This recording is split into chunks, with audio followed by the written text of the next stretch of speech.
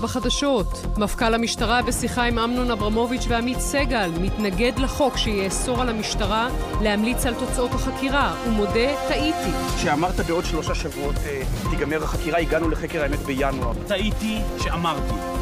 הדברים היו נכונים לאותו זמן. אני מכיר אז דבר שמתפתח. אומייגאד. 8 נרצחים בפיגוע הדריסה במנהטן. המחבל השאיר פתק, פעלתי בשם דאעש.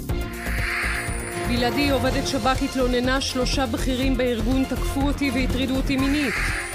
פרסום ראשון, האולטימטום של ירדן, לא נסכים לקבל חזרה את השגרירה שליוותה את המאבטח שירה. סקר מנדטי מיוחד למהדורה המרכזית, גבאי ולפיד סוגרים על נתניהו.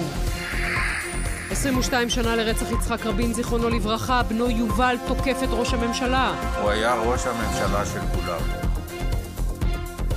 לא ככה דברים היום. רשימת הבוגדים מתארכת מיום ליום, ואין מי שיגיד עד כאן. דני קושמרו בשיחה עם 4 רמטכ"לים. It's really more of a question of is his bullying appropriate?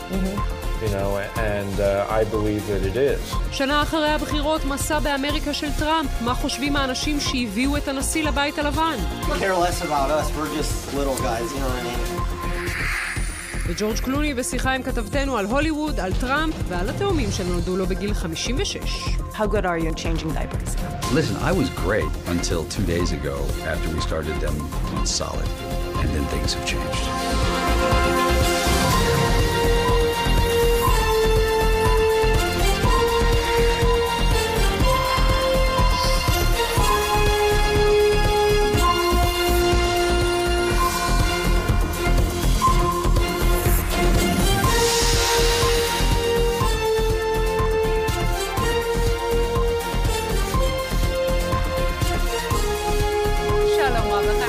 תודה שהצטרפתם אלינו למהדורה המרכזית באולפן החדש ובערוצים החדשים 12 ו-13. אנחנו פותחים הערב במפכ"ל המשטרה שמודה, טעיתי כשהערכתי שחקירות נתניהו יסתיימו בתוך זמן קצר. רב ניצב רוני אלשך אומר לאמנון אברמוביץ' ועמית סגל שהמשטרה לא תסכים לחוק שיאסור על החוקרים להמליץ ולסכם את ממצאי החקירה.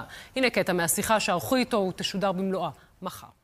שמנו הערב על תלונה שהוגשה על ידי עובדת שב"כ נגד 3 בכירים בארגון על הטרדה מינית. אומרים בשב"כ שהטענות לא מוכרות להם ומדובר בעובדת שהוגש נגדה כתב אישום על עבירות טוהר מידות. זו התגובה.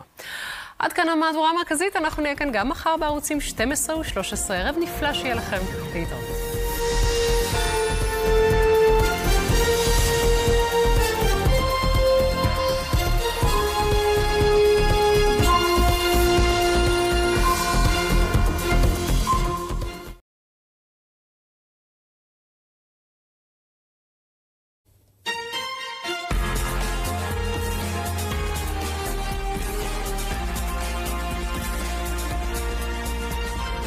טרגדיה בדרך לחופשה.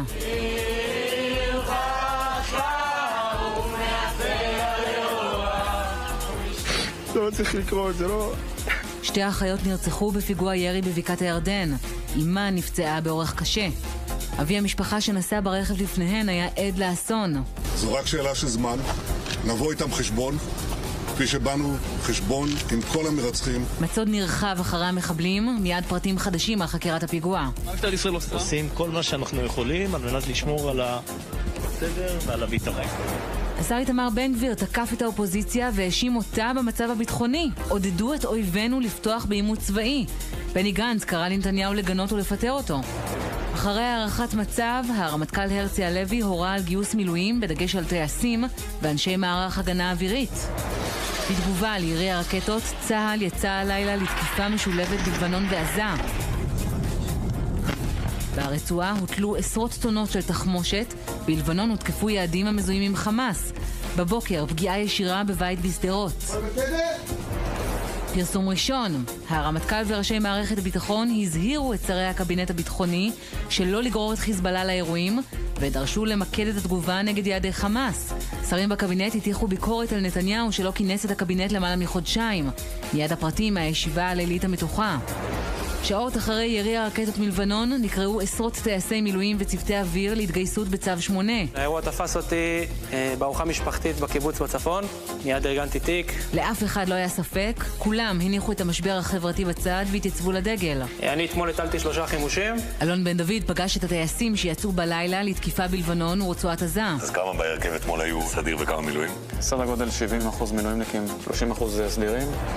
בשבוע שעבר נסגר פרק היסטורי דרמטי. במגפה אין ברירה לנקוט בצעדים כאלה. 3 כוכבי הקורונה פותחים הכל, כמו שלא שמעתם מעולם. התפרצות, התפשטות, אנחנו מתחילים להרגיש ממש את החרדה. החרדות והלילות בלי שינה. לא העליתי בדעתי אי פעם שאני כרופאה בישראל אגיע למצב שאני מסתובבת עם מאבטח. הרגעים הבלתי נשכחים ונקודות השבירה. הילדים שלי היו שלבים שאמרו לי, את צריכה להתפטר, תתפטרי.